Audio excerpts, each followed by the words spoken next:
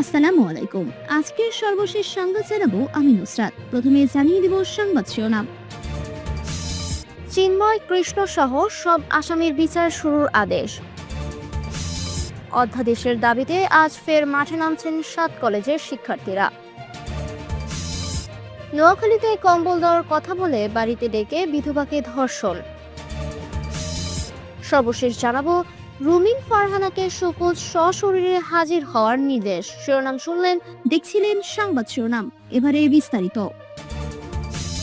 চিন্ময় কৃষ্ণ সহ সব আসামির বিচার শুরুর আদেশ। চট্টগ্রামে আইনজীবী সাইফুল ইসলাম আলিফ হত্যা মামলায় সনাতনী জাগরণ জোটের মুখপাত্র চিন্ময় কৃষ্ণ দাস বক্ষচারী সহ 23 জন আসামির বিরুদ্ধে বিচার শুরুর আদেশ দিয়েছেন আদালত। সোমবার 19 জানুয়ারি চট্টগ্রামের দ্রুত বিচার ট্রাইব্যুনাল মোহাম্মদ জাহিদুল হক অভিযোগ গঠনের আদেশ দেন। এর আগে সকাল 9টা 45 পুলিশ প্রিজন ভ্যানে করে আসামিদের আদালতে হাজির করে। আলোচিত এ হত্যা মামলা গত 7 জানুয়ারি বিচারের জন্য চট্টগ্রামের দ্রুত বিচার ট্রাইব্যুনালে পাঠান মহানগর দায়রা জজ। মামলার অভিযোগপত্রে 39 জনকে আসামি করা হয়েছে। এর মধ্যে 16 জন এখনো পলাতক রয়েছেন বলে আদালত সূত্রে জানা গেছে। অভিযোগ গঠনের শুনানি ঘিরে আদালত ভবন ও আশেপাশের এলাকায় নিরাপত্তার ব্যবস্থা জোরদার করা হয়। টেরিবাজার, লালদিঘির পাড়, জেল রোড, কোতোয়ালি মোড়, জহুর হকার মার্কেট, হাজারিগলি ও কেসিদে রোড সহ আশেপাশের এলাকায় পুলিশকে সতর্ক অবস্থায় দায়িত্ব পালন করতে দেখা যায়। সকালে 8:30টার দিকে আদালত ভবনের মূল প্রবেশপথে ব্যারিকেড দিয়ে পুলিশ সদস্যরা অবস্থান নেন। এ সময় আইনজীবী, আদালতের কর্মকর্তা কর্মচারী ও সংবাদ মাধ্যম কর্মীদের পরিচয়পত্র দেখিয়ে আদালত প্রাঙ্গণে প্রবেশ করতে দেওয়া হয়। পরে সেনাবাহিনীর একটি টহল দল আদালত এলাকায় পৌঁছে জেলা প্রশাসকের কার্যালয়ের সামনে অবস্থান নেয়।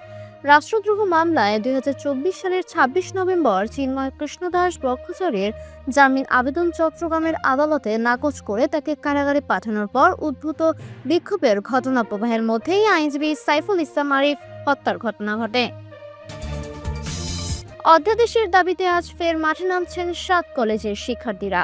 7 কলেজের সমন্বয়ে প্রস্তাবিত ঢাকা সেন্ট্রাল ইউনিভার্সিটির চূড়ান্ত অধ্যাদেশের দাবিতে আজ থেকে 4 দিনের কর্মসূচিতে মাঠে নামছেন শিক্ষার্থীরা। সোমবার 19 জানুয়ারি থেকে বৃহস্পতিবার 22 জানুয়ারি পর্যন্ত ধারাবাহিকভাবে কর্মসূচি ঘোষণা করেছেন তারা। রোববার 18 জানুয়ারি এক প্রেস বিজ্ঞপ্তিতে শিক্ষার্থীরা জানান, আজ বেলা 11:30টায় রাজধানীর সায়েন্স ল্যাব এলাকা থেকে একটি ভ্রাম্যমাণ অধ্যাদেশ মঞ্চ উন্মোচনের মধ্য দিয়ে কর্মসূচি শুরু হবে। একই সঙ্গে 7টি কলেজ ক্যাম্পাসে আরও 5টি অধ্যাদেশ মঞ্চ স্থাপন করা হবে। বিজ্ঞপ্তিতে বলা হয়, এসব মঞ্চ থেকে প্রস্তাবিত বিশ্ববিদ্যালয়ের শিক্ষার্থীরা দেশ বরেণ্য রাজনৈতিক নেতৃবৃন্দ, শিক্ষাবিদ ও সুধীজনদের সঙ্গে মতবিনিময় করবেন। পাশাপাশি দেশবাসীর কাছে ঢাকা সেন্ট্রাল ইউনিভার্সিটির অধ্যাদেশ জারির যৌক্তিকতা তুলে ধরা হবে। শিক্ষার্থীরা জানান, ভ্রাম্যমাণ অধ্যাদেশ মঞ্চটি আগামী 19 থেকে 21 জানুয়ারি পর্যন্ত 7 কলেজের প্রতিটি ক্যাম্পাসে পর্যায়ক্রমে ভ্রমণ করবে। এরপর বৃহস্পতিবার 22 জানুয়ারি বেলা 11:30টায় ভ্রাম্যমাণ মঞ্চ ও ক্যাম্পাস ভিত্তিক অধ্যাদেশ মঞ্চ নিয়ে শিক্ষার্থীদের সায়েন্স ল্যাব মোড়ে এসে জমায়েত করবেন। তারা আরও বলেন, 22 জানুয়ারি অনুষ্ঠেয় উপদেষ্টা পরিষদের সভায় যদি অধ্যাদেশের চূড়ান্ত অনুমোদন দেওয়া হয় এবং বাংলাদেশ গ্যাজেটে প্রকাশিত হয়, তাহলে সায়েন্স ল্যাবের গণজমায়েত থেকে রাষ্ট্র ও দেশবাসীর প্রতি কৃতজ্ঞতা জানিয়ে একটি বৃহৎ বিজয় মিছিল আয়োজন করা হবে। তবে কোনো কারণে অধ্যাদেশের অনুমোদন বা গ্যাজেট প্রকাশে ব্যত্যয় ঘটলে ওই গণজমায়েত থেকেই যমুনা অথবা সচিবালয়ের উদ্দেশ্যে বৃহৎ পদযাত্রা কর্মসূচি পালন করা হবে বলেও বিজ্ঞপ্তিতে উল্লেখ করা হয়। এদিকে একই দিনে শিক্ষা মন্ত্রণালয় জানিয়েছে, ঢাকা সেন্ট্রাল ইউনিভার্সিটির প্রতিষ্ঠার লক্ষ্যে প্রণীত অধ্যাদেশের খসড়া চূড়ান্ত করে মন্ত্রিপরিষদ বিভাগে পাঠানো হয়েছে। রোববার শিক্ষা মন্ত্রণালয়ের মাধ্যমিক উচ্চ শিক্ষা বিভাগ সব প্রক্রিয়া সম্পন্ন করে চূড়ান্ত খসড়াটি পাঠায়। শিক্ষা মন্ত্রণালয়ের জনসংযোগ কর্মকর্তা খালিদ মাহমুদের সই করা এক প্রেস বিজ্ঞপ্তিতে বলা হয়, অধ্যাদেশের খসড়া চূড়ান্ত করতে একাধিক গুরুত্বপূর্ণ ধাপ অতিক্রম করা হয়েছে। এর মধ্যে সংশ্লিষ্ট মন্ত্রণালয় ও বিভাগের মতামত গ্রহণ, ওয়েবসাইটের প্রকাশের মাধ্যমে সর্বসাধারণের মতামত সংগ্রহ, শিক্ষক, শিক্ষার্থী ও সুশীল সমাজের সঙ্গে মতবিনিময় সভা এবং বিশেষজ্ঞদের অভিমত গ্রহণ উল্লেখযোগ্য। বিজ্ঞপ্তিতে আরও বলা হয়, সবার যৌক্তিক প্রত্যাশার প্রতিফলন ঘটানো এবং উত্থাপিত উদ্বেগগুলো বিবেচনায় নিয়ে খসড়াটি চূড়ান্ত করা হয়েছে।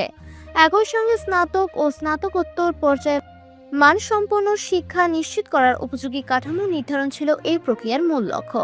তবে অধ্যাদেশটি বর্তমানে সরকারের সর্বোচ্চ পর্যায়ে অনুমোদন অপেক্ষায় থাকায় জনদুর্ভোগ সৃষ্টি হয় বা স্বাভাবিক জনজীবন ব্যাহত হয়। এমন কোনো কর্মসূচি থেকে বিরত থাকার জন্য সংশ্লিষ্ট সবাইকে আহ্বান জানিয়েছে শিক্ষা মন্ত্রণালয়। রাজধানীর 7 সরকারি কলেজকে একীভূত করে ঢাকা সেন্ট্রাল ইউনিভার্সিটি নামে নতুন একটি স্বতন্ত্র পাবলিক বিশ্ববিদ্যালয় প্রতিষ্ঠার নীতিগত সিদ্ধান্ত নিয়েছে সরকার।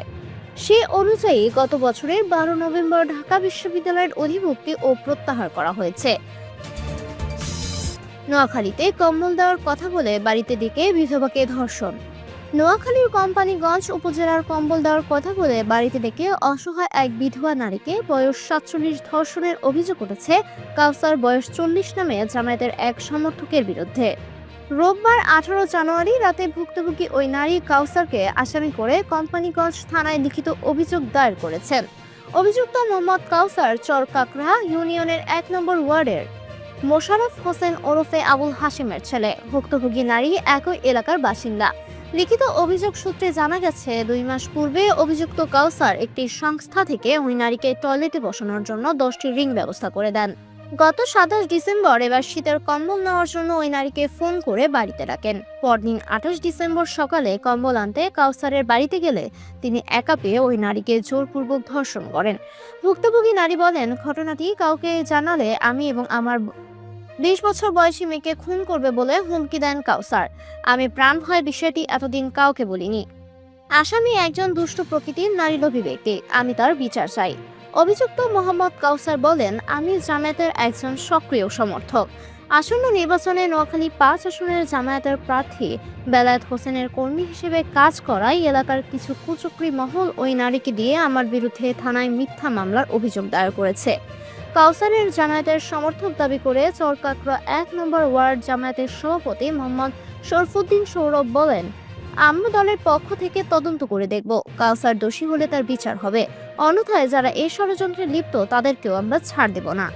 কোম্পানীগঞ্জ থানার ভারপ্রাপ্ত কর্মকর্তা ওসি মোহাম্মদ নুরুল হাকিম বলেন, ভুক্তভোগী নারীর অভিযোগ পেয়েছি। ঘটনার 3 সপ্তাহ পরে বাদী লিখিত অভিযোগ দিয়েছেন। তদন্ত করে আইনগত ব্যবস্থা নেওয়া হবে। রুমিন ফারহানাকে শোকজ সশরীরে হাজির হওয়ার নির্দেশ।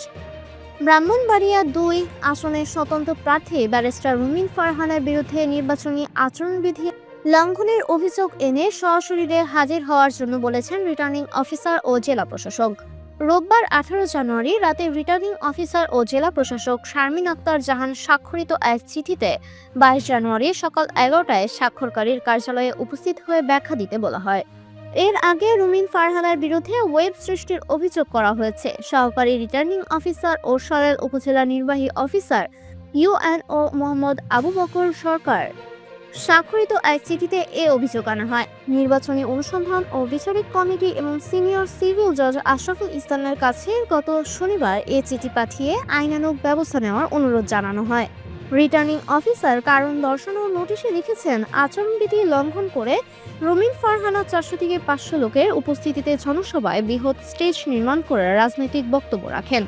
নির্বাহী ম্যাজিস্ট্রেট জনসভা বন্ধ করতে বললে অধ্যত্বপূর্ণ ও অসৌজন্যমূলক আচরণ করেন এবং বিভিন্ন ধরনের হুমকি প্রদান করেন।